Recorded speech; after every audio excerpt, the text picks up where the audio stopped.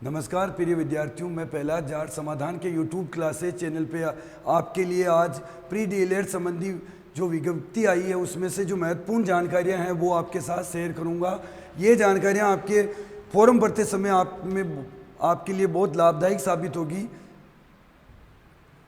आवेदन करने की जो तिथि है वो 11 तारीख रखी गई है इसमें, और अंतिम तिथि है वो 31 मई रखी गई है। एग्ज़ाम तिथि 30 जून 2024 रविवार को रखी गई है।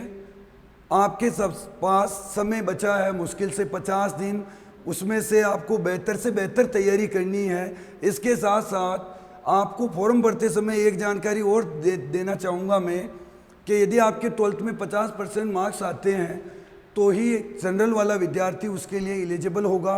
यदि कोई ओबीसी, ईडब्ल्यूएस, एमबीसी इस कैटेगरी से आता है तो उसको कम से कम 12वीं क्लास में 45% मार्क्स की आवश्यकता होगी। इसके साथ साथ आयु संबंधी जानकारी में भी यदि कोई विद्यार्थी अधिकतम 28 वर्ष का है 1 जुलाई 2024 को तो वो ही इसमें आवेदन कर सकेगा। इसके अलावा प्रति कैटेगरी वाइज जो भी 3 वर्ष 2 वर्ष की आपको गवर्नमेंट के अकॉर्डिंग जो छूट है वो इसमें आवेदन कर सकेगा।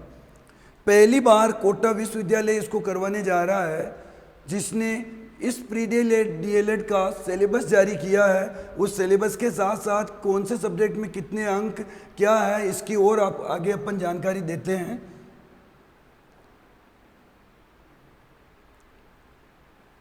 परीक्षा का जो आयोजन है वो आपके इस पैटर्न से होगा। परीक्षा आपके ऑफलाइन ही होगी, ओमार सीट पे होगी।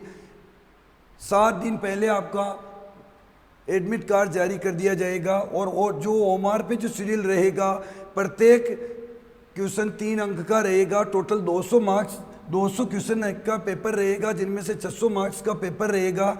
पहली बात है ये कि उसमें आपके मानसिक योग्यता के जो 50 प्रश्न रहेंगे उनके 150 मार्क्स रहेंगे। राजस्थान का जो सामान्य जीके रहेगा उसके भी आपके 50 क्वेश्चन रहेंगे। शिक्षण विषमता के भी आपके 50 क्वेश्चन रहेंगे। अंग्रेजी और संस्कृत में से आपको अंग्रेजी सभी के लिए कंपलसरी रहेगी। संस्कृत और हिंदी में से आपको एक लैंग्वेज लेनी पड़ती है।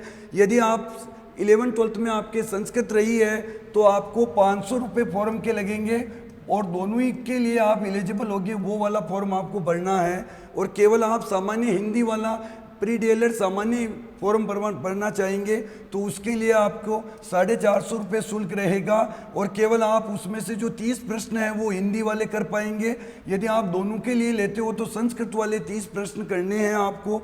इसके साथ साथ भी आपको और भी बहुत सी बातों का ध्यान रखना है।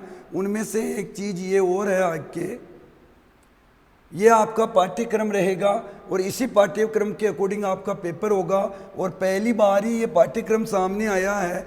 इसमें जो प्रमुख बिंदु हैं वो आपके सामने मैं बताऊंगा कि आपके जैसे मेंटल एबिलिटी आती है उसमें कुछ टॉपिक दे रखे हैं। इनके अलावा भी और भी इनके अंदर भी जो छोटे छोटे टॉपिक हैं उनको आपको अच्छे से तैयार करना है। उसके साथ साथ राजस्थान की जो सामान्य जानकारी के 50 प्रश्न आएंगे, उनमें से भी आपको ऐतिहासिक पक्ष जिसमें इतिहास की जानकारी मिलेगी, राजनीतिक जिसमें राजस्थान से संबंधित पॉलिटिकल जानकारियाँ आएगी, इकोनॉमिक और आर्थिक, पर्यटन, इस तरीके से आपको जीके का डिवाइडेशन किया गया है।